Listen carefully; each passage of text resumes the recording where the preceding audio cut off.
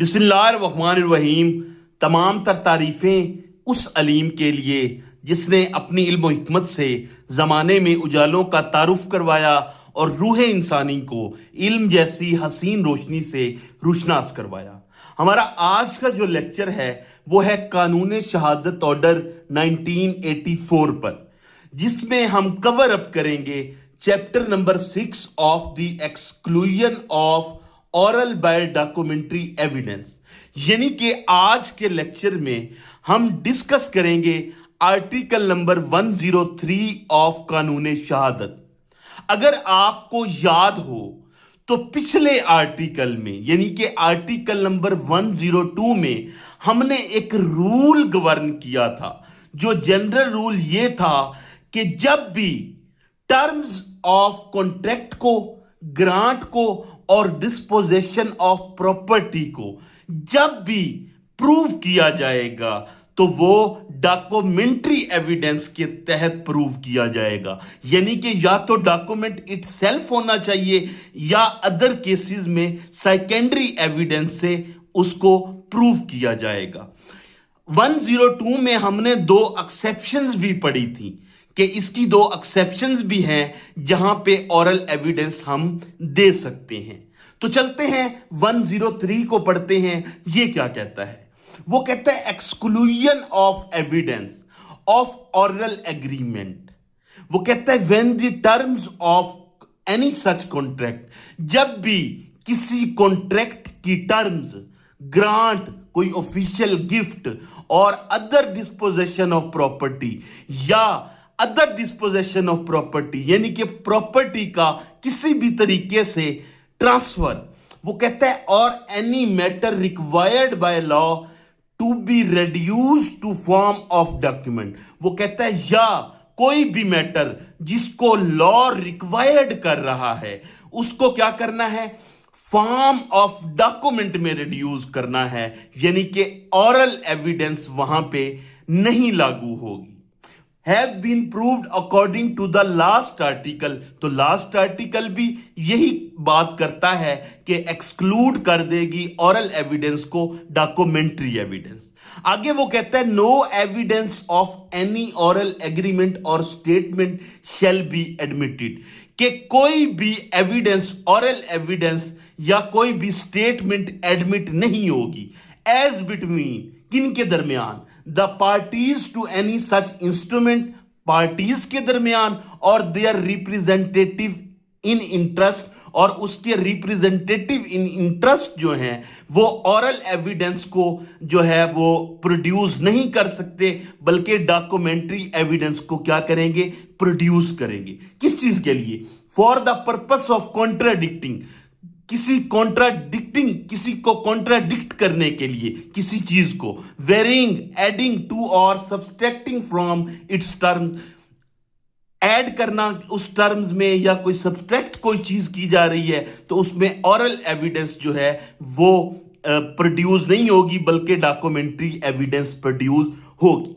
अब चलते हैं हम इसकी प्रोवाइजो की तरफ, जो कि एक्सेप्शन हैं जहां पे हम ऑरल एविडेंस दे सकते हैं।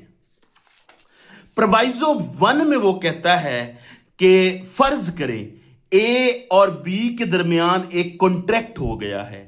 वो कॉन्ट्रैक्ट जो है एक रिटन फॉर्म में हुआ है, उस पे जो है दोनों पार्टीज ने अपनी राइट्स और ड्यूटीज जो है वो लिख दी हैं, और कोर्ट जो है अकॉर्डिंग टू आर्टिकल नंबर 102 और आर्टिकल नंबर 103 का फर्स्ट जो पैरा है उसके थ्रू कोर्ट कहता है कि जब भी मेरे पास आप डॉक्यूमेंट लाएं तो वो रिटर्न में लाएं। लेकिन अगर इन दोनों पार्टीज में से एक पार्टी ये कहे कि ये कॉन्ट्रैक्ट तो वैलिड ही नहीं है, यानी कि वाइडेबल कॉन्ट्रैक्ट है, तो क्या उस सूरत में ऑरल एविडेंस दे सकते हैं? जी हां, उस सूरत में हम ऑरल एविडेंस दे सकते हैं। ए वांट्स टू से court that contract is not valid, कि अगर एक कहना चाहे कोर्ट से कि कॉन्ट्रैक्ट तो वैलिड ही नहीं है, किस वजह से वैलिड नहीं है? कि इसमें फ्रॉड हो रहा है, इसमें क्वेरियन हो रही है, इसमें जो पार्टी है वो माइनर है या लेक ऑफ कंसिडरेशन है, तो इन हालात में कोर्ट में ऑरल एविडेंस भी दी जा सकती है। तो हम पढ़ते हैं पैरा नंबर 1 को। वो कहता है any fact may be proved which would invalidate any document. कोई भी फैक्ट जो कि प्रूव होगा, जो प्रूव करता है इस चीज को कि ये डॉक्यूमेंट इनवैलिडेट है यानी कि वैलिड नहीं है, और which would entitled any person to any degree or order relating thereto such as fraud. जैसा कि फ्रॉड हो रहा है, इंटिमिडेशन हो रही है, इलीगैलिटी है, वांट ऑफ एग्जीक्यूशन है, और want of capacity in contradicting party, want और फेलियर ऑफ कंसिडरेशन और मिस्टेक ऑफ लॉ और मिस्टेक ऑफ फैक्ट है। अगर इन सूरतों में कॉन्ट्रैक्ट हो रहा है तो आप एक पार्टी जो है वो ऑरल एविडेंस से कोर्ट को बता सकती है। उसके बाद चलते हैं प्रोवाइजो नंबर 2 पे, जहां पे यह बताया गया है कि आप इस फॉर्म में भी ऑरल एविडेंस इस कंडीशन में दे सकते हैं। फर्ज करें ए ने कार सेल की है बी को, और बी ने जो है 10 लाख के इवज वो कार खरीद ली है। अब हर चीज जो है कॉन्ट्रैक्ट में लिखी गई है, टर्म्स ऑफ कॉन्ट्रैक्ट में, लेकिन एक चीज जो है वो मिसिंग होती है, और वो क्या होती है कि टर्म्स ऑफ कॉन्ट्रैक्ट में ये नहीं लिखा हुआ होता कि ये जो पैसे बी ए को देगा वो कैश में होंगे या वो बैंक ट्रांसफर करेगा, पेपॉल करेगा या एनएफटी के थ्रू देगा।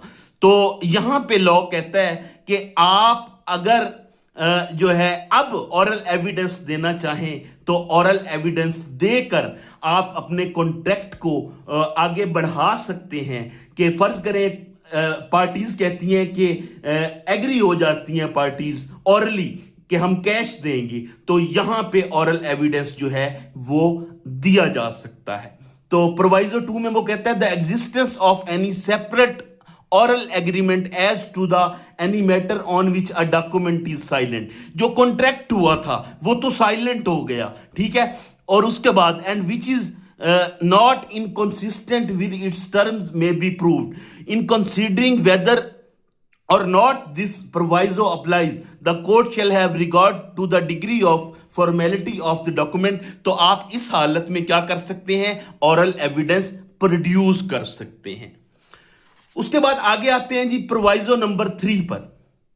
प्रोवाइजो जो 3 है वो कहता है, प्रोवाइजो 3 कहता है कि द ए और बी इनके दरमियान एक कॉन्ट्रैक्ट हुआ है, और कॉन्ट्रैक्ट क्या हुआ है कि ए ने जो है सेल किया है घर को और बी ने जो है बाय किया है एक घर को या प्रॉपर्टी को। तो इसमें वो कहता है अ कंडीशन प्रेसिडेंट। बी कहता है कि जब तक तुम मुझे इस घर को पेंट करवा के नहीं दोगे तब तक ये घर मैं नहीं लूंगा। तो इसे कहते हैं कंडीशन प्रेसिडेंट। तो कंडीशन प्रेसिडेंट जो है वो आप ऑरल फॉर्म में दे सकते हैं, ठीक है जी। तो प्रोवाइजो 3 कहता है the existence of any separate oral agreement, के सेपरेट ऑरल एग्रीमेंट की एग्जिस्टेंस हो सकती है कब, कॉन्स्टिट्यूटिंग अ कंडीशन प्रेसिडेंट, जब एक पार्टी कोई कंडीशन रख देती है, कंडीशन प्रेसिडेंट रख देती है, to the attaching of any obligation under any such contract grant और disposition of property may be proved. तो उस फॉर्म में आप ऑरली जो है कंडीशन प्रेसिडेंट रख सकते हैं कि जब तक आप मुझे घर जो है पेंट करवा के नहीं देंगे तब तक मैं इस घर को खरीदना नहीं चाहता।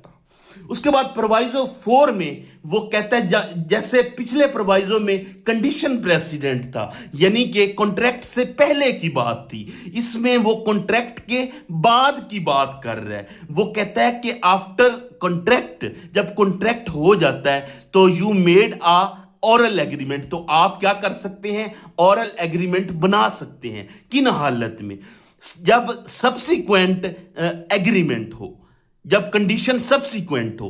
कंडीशन सब्सिक्वेंट होने से क्या होता है, कॉन्ट्रैक्ट होने के बाद आप कहते हैं कि इसे या तो रिसाइंड करते हैं यानी कि इस कॉन्ट्रैक्ट को या तो हम खत्म करते हैं या इस कॉन्ट्रैक्ट को हम मॉडिफाई करते हैं। तो उन हालतों में ऑरल एविडेंस दी जा सकती है। लेकिन एक एक्सेप्शन है, और वो एक्सेप्शन ये है कि कुछ कॉन्ट्रैक्ट्स को रिटर्न में ही करना होगा। जैसा कि मैं जो है कोई इमूवेबल प्रॉपर्टी खरीदता हूं, तो एज पर रजिस्ट्रेशन एक्ट मुझे वो एग्रीमेंट जो है वो रिटर्न फॉर्म में ही करना होगा। तो प्रोविजो 4 क्या कहता है? The existence of any distinct subsequent oral agreement. तो ऑरल एग्रीमेंट सब्सिक्वेंट जो है वो आप कर सकते हैं। उसके बाद प्रोविजो 5 आ जाएं। प्रोविजो 5 कहती है कि कोई भी अगर यूजेज या कस्टम होता है, फर्ज करें, मैं आपको एक एग्जांपल देता हूं, ए और बी के दरमियान जो है कोई कॉन्ट्रैक्ट होता है, और ए जो है वो गुड्स बेचता है यूएसए से कराची, ठीक है जी, थ्रू शिप। अब इनके दरमियान ये बात तय नहीं पाई थी कि इन गुड्स को उतारेगा कौन। कॉन्ट्रैक्ट की टर्म्स में यह बात नहीं लिखी गई थी कि इन गुड्स को कौन उतारेगा। जाहिर बात है, गुड्स को उतारने में और चढ़ाने में बहुत सारा एक्सपेंसेस आता है। तो यहां पे वो कहता है कि यहां पे जब कॉन्ट्रैक्ट में ये चीज नहीं लिखी गई कि इसको किसने उतारना है, तो तब जो है यूजेज और कस्टम जो है वो क्या करेंगे, प्रिवेल कर जाएंगे। जैसा कि यूजेज और कस्टम क्या कहते हैं कि जो पार्टी सामान खरीद रही है वही पार्टी जो है वो जो है उतारने की पाबंद है, सामान उतारने की वही पाबंद है। वो कहता है it's not written in contract that which party gets of good. ये नहीं है बेशक रिटर्न फॉर्म में, लेकिन यूजेज और कस्टम कह रहे हैं कि जो पार्टी खरीदेगी सामान को वही सामान को उतारेगी। उसके बाद प्रोविजो 6 में वो कहता है कि जब, इसकी एग्जांपल कुछ यूं है कि जब कोई राइटिंग जो है, कोई क्लॉज किसी कॉन्ट्रैक्ट का, उसकी लैंग्वेज जो है सिंपल हो, लेकिन उसकी जो इंटरप्रिटेशन है वो डबल हो, डबल मीनिंग दे रहा हो, तो वो तो सिर्फ पार्टीज जानती हैं ना कि इसका ऑब्जेक्टिव क्या है। पार्टीज ही एक्सप्लेन कर सकती हैं ऑरल एविडेंस के थ्रू कि जो उन्होंने टर्म लिखी थी उसका मतलब क्या है। तो उस जो इंटरप्रिटेशन होगी डबल मीनिंग वाली क्लॉज की किसी भी टर्म में, तो वहां पे पार्टीज को इजाजत होगी कि वो ऑरल जो है एविडेंस देकर उस चीज को प्रूव कर सके। तो प्रोविजो 6 कहता है any fact may be proved, कोई भी फैक्ट प्रूव्ड हो सकता है, which shows in what manner the language of a document is relating to existing fact, कि किस लैंग्वेज में डॉक्यूमेंट जो है वो रिलेट कर रहा है एग्जिस्टिंग फैक्ट्स के साथ। तो इस हालत में भी आप ऑरल एविडेंस दे सकते हैं। तो ये था हमारा आज का लेक्चर। ऐसे ही वीडियोस के लिए हमारे चैनल को सब्सक्राइब करें। शुक्रिया।